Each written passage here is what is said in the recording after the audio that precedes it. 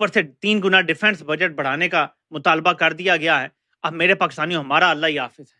पहले तालीम नहीं है, सेहत नहीं है, इंसाफ नहीं है, डेवलपमेंट यहाँ नहीं होती, नौकरियां यहाँ क्रिएट नहीं होती।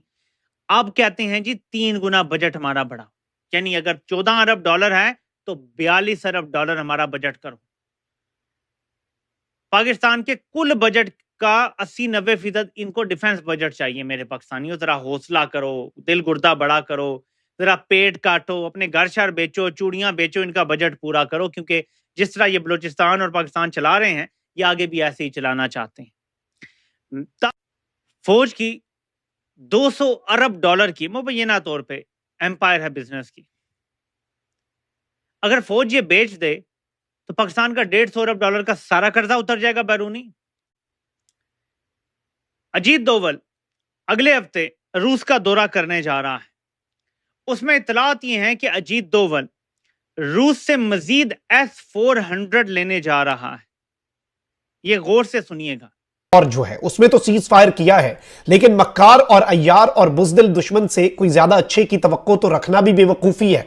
और इस वक्त वो एक्टिव हो चुका है, अपनी प्रॉक्सीज को एक्टिवेट कर चुका है, और इस सब में अब पाकिस्तान के लिए कुछ कंसर्न्स भी हैं। एक जानिब तो 2 फितने हैं जिनका सर को चलना है, एक फितना हिंदुस्तान BLA और दूसरा फितनतुल खवारिज TTP, और इन दोनों का सरपरस्त जो है वो बाज़ाब्ता तौर पर भारत है, और इन दोनों की जो डोरे हैं वो नई दिल्ली में मौजूद भारतीय खुफिया एजेंसी रॉ के हेडक्वार्टर से चलाई जाती हैं।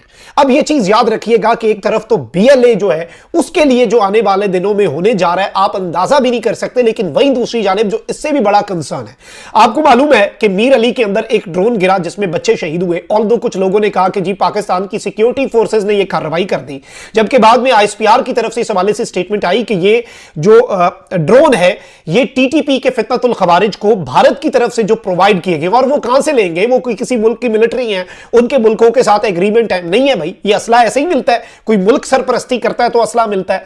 अब ये जो ड्रोन्स हैं इनके हवाले से यहां तक हमारे पास इंटेल है कि ड्रोन्स प्रोवाइड किए गए हैं बेसिकली भारत की तरफ से TTP के फितनतुल खवारिज को, और ये सब कुछ किया क्यों गया ये भी मैं बताता हूं। जब पाक भारत कशीदगी शुरू हो रही थी, पहलगाम इंसिडेंट जो है उसके बाद आपको मालूम होगा कि 50 के करीब दरअंदाजी की कोशिश कर रहे थे अफगान बॉर्डर से, जिन्हें एक ही मौके पर फड़का दिया गया, उन पर स्ट्राइक की गई, और ये बहुत बड़ा फिगर है। हालिया जो लेटेस्ट तारीख है उसके अंदर किसी भी दहशतगर्द गिरोह के ऊपर एक हमले में 50 से ज्यादा लोगों को वासिले जहन्नुम करना, ये स्टेज था जर्मनी लेकिन ऑडियंस थी पूरी की पूरी दुनिया।